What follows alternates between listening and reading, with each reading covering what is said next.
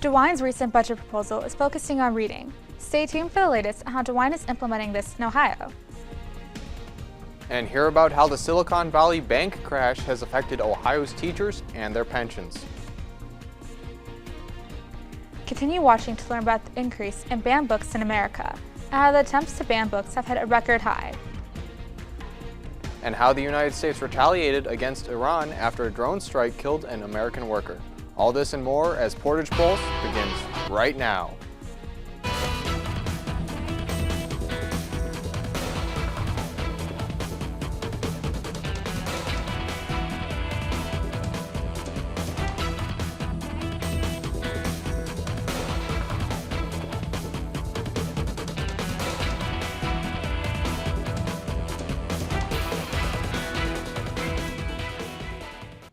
Good afternoon, Portage County, and welcome to this week's episode of Portage Pulse. I'm Nikki Gasiewski. And I'm Joe Malbin. A local pet food pantry is helping dog owners during rough times. Renee Lamp started the People Care Pet Pantry 13 years ago in her Rootstown home. The pantry helps owners avoid losing their pets because they can't afford to feed them. The demand for the pantry has increased due to rising prices of pet food. Donations for the pantry can be made at Centera Country Store in Ravenna, Petco in Brimfield, or on their website, peoplecarepantry.com. And the City of Kent will be getting a new preschool. The Watershed Community School recently received a conditional use permit from the City of Kent. Watershed will be a small one-room schoolhouse for children ages 3 to 5. Two educators from Kent State's Child Development Center, Rachelle Hostler and Casey Myers, will open and operate the school as late as early 2024. 1,600 voters were purged in Ohio. The reasons for the purge can be multiple, including being an active voter for 4 years or having an incorrect address on official documents. The purged voters by county include 500 in Ravenna, over 300 in Ravenna, over 100 in Streetsboro and Garrettsville, and 50 in Rootstown. Voter registration can be checked by going to voteohio.gov. You have until April 3rd to register to vote in the May 2nd election. And the City of Akron is preparing for a grand jury decision in the police shooting of 25-year-old Jalen Walker. The Summit County Grand Jury will review evidence in April. That evidence includes the body camera worn by police officers and the autopsy report. The death of Walker sparked protest in downtown Akron, which eventually became destructive. Calls for police reform also followed the shooting. Former Governor John Kasich will be joining MSNBC. NBC announced Kasich will be a contributor for MSNBC and NBC News. Kasich previously served as a commentator on CNN and hosted a podcast with Daily Show comedian Jordan Kelper. Critics of Kasich went on Twitter to point out policies he advocated for as governor, including abortion restriction, and expressed disgust over his joining MSNBC. And the University of Mount Union will be hosting a press conference titled The Donald Trump Presidency, Legacy and Record. The event is the university's third in a series of nonpartisan analysis of different presidencies. The conference will host 3 reporters who covered Trump's presidency: Don Gagne, Karen Kessler, and Chief Washington Correspondent for CBS News, Major Garrett. Ohio senators working to bring back August election to fight abortion amendment. 3 Ohio senators introduced a bill to allow August elections. The bill is meant to decrease voter turnout for a proposal to raise the threshold of passages for future amendments to 60%.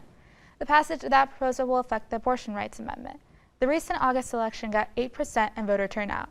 Decisions on the special election measure will be final in late April. And Ohio Governor Mike DeWine is investing heavily in the science of reading. A portion of DeWine's latest budget proposal will be going to the science of reading, which is a new way to help kids learn how to read. This effort comes to help more children become proficient in reading, as 40% of Ohio's 3rd graders are not proficient in reading. At a Literacy Matters event, DeWine stressed the importance of the science of reading. Teachers' pension program has lost $27.2 million in Silicon Valley bank crash. The Ohio State Teachers Retirement System announced they lost the money Thursday due to this crash. Spokesman Dan Minich said that STR has achieved a net gain of over $30 million on stock. Some retirees are upset with the investment of their funds in the system. Last August, STR lost $10 million in bonuses, and this will be addressed at their new board members' first vote. And a pair of companion bills were recently proposed at the Ohio State House to lower the age to become a police officer from 21 to 18. The bills, Senate Bill 53 and House Bill 84, have received support from younger officers. Supporters of the bill cite that the bills could help address officer shortages, while those who oppose the bill are concerned about the maturity of 18-year-olds. After the U.S. demanded new ownership of TikTok, Congress met with TikTok's CEO to question him over certain issues. Stay tuned to see details from the hearing. And hear about last night's Russian attack on the Sumy region of Ukraine after the break. Tomorrow's news leaders. Today's top stories. From an award-winning student newsroom. This is TV2 News, truly Portage County. Welcome back. TikTok's CEO is questioned by Congress on Thursday about the app's privacy and ownership issues. CNN's Mike Varillo has all the updates on the Congress hearing for Shu Chu. There are more than 150 million Americans who love our platform. TikTok CEO facing U.S. lawmakers for the first time on Capitol Hill in a heated hearing. We do not trust TikTok will ever embrace American values. TikTok has repeatedly chosen the path for more control, more surveillance, and more manipulation. Your platform should be banned. U.S. lawmakers repeating calls for the ban of the video app based on national security concerns about the app's ability to collect data from its users. But TikTok CEO maintains the app doesn't collect any more data than other social media companies. We will firewall protected U.S. data from unwanted foreign access. CEO Shu Chu fighting back, attempting to reassure Congress his company has taken action to resolve fears the Chinese government could gain access to TikTok user data. The bottom line is this: American data stored on American soil by an American company, overseen by American personnel. But in the eyes of some experts, an all-out TikTok ban is unlikely. This app has millions of users. Right, so free speech and all of these other considerations come into play, and that's why I think we're far less likely to get a full ban and more likely to see some kind of potentially middle ground restriction. In Los Angeles, I'm Mike Valerio. And according to a new report by the American Library Association, banned book attempts hit a record high in 2022. More than 2,500 books were objected to last year, a roughly 700 book increase from 2021. Books have been targeted by both liberals and conservatives, with books that include racist language, such as The Adventures of Huckleberry Finn, being targeted by liberals, and books that deal with LGBTQ themes being targeted by conservatives. House Republicans passed parent rights bill over school lesson plans. The bill was made by Speaker Kevin McCarthy and labeled as the Parents' Bill of Rights Act. It will give parents an increased say in school lesson plans and policies. Critics of the legislation say that it could result in banned books and restrictions for transgender students. The bill will head to the Senate now and needs 60 votes to pass.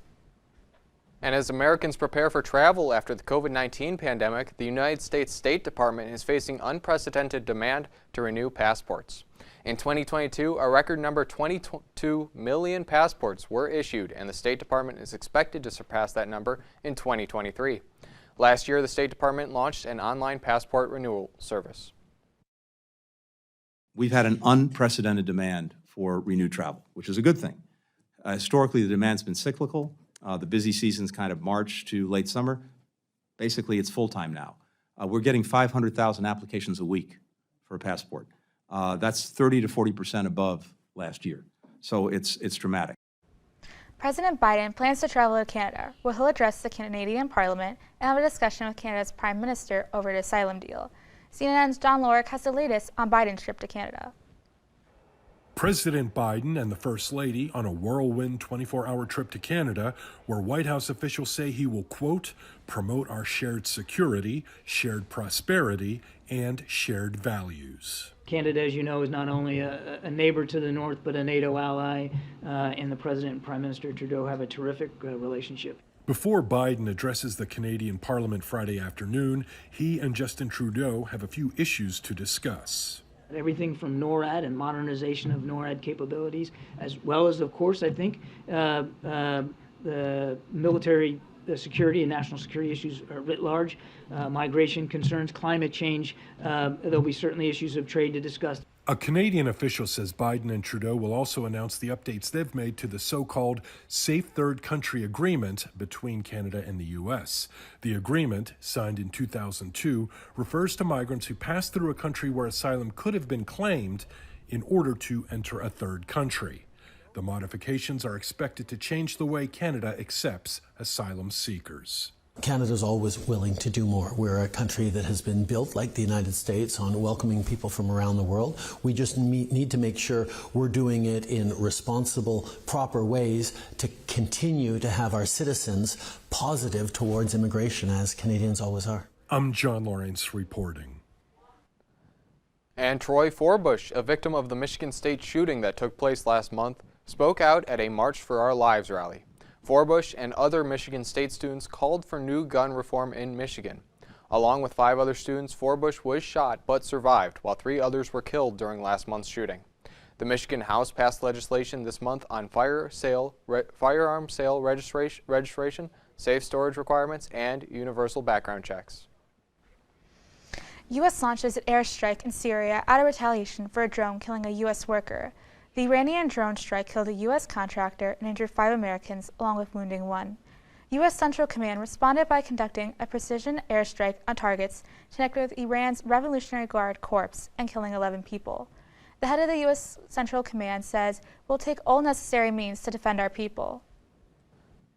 2 people were killed and 10 people were injured after last night's Russian attack on the Sumy region of Ukraine. The towns of Bilopila, Voroshaba, and Vyry were all targeted in last night's attack. Targeted buildings included apartment buildings, administrative buildings, and school buildings. After the attack, energy engineers worked to restore electricity to nearly 2,000 people. Anti-Defamation League says anti-Semitic incidences are reaching a new high. The ALD counted over 3,000 cases in the U.S. in 2022, a 36% rise from 2021. Cases were characterized as harassment, including online harassment. Incidences targeting schools and college campuses and bomb threats to Jewish institutions have increased. The Biden administration announced in December the creation of a task force to combat anti-Semitism. Today, Google debuted a new doodling celebrating the birthday of Kitty O'Neill. O'Neill was a deaf female stunt performer, daredevil, and rocket power vehicle driver. Kitty was a stunt double on films and TV series such as The Bionic Woman, Wonder Woman, and The Blues Brothers. In 1976, O'Neill was crowned as the fastest woman in the world after driving across the Alvord Desert at roughly 512 miles per hour. 512 miles per hour. I mean, that's really fast. I've never done that, but I mean, I kind of want to. I mean, I don't know. I like couldn't the handle need that. for speed Oh, a yeah? little bit. Yeah. I'm not much of a fast person. I like to take my time. Scenic route. Scenic route. Yeah. Well, spring break is approaching. Any spring break plans? I'm headed to Orlando. What about you? Oh, wow. My birthday is in a week from today, so I'm having to plan my birthday. That's awesome. Have That's nothing awesome. right now. Well, happy birthday. Yeah, thank you. Happy birthday. Yeah. Any idea what you're going to do in Orlando? We're going to go to Universal. So. That's all the time we have for this week's episode of Portage Pulse. When TV2 is off the air, stay up to date on top stories on KentWired.com and on socials at KentWired. I'm Joe Malbin. And I'm Nikki Gasiewski. Have a great day, Portage County.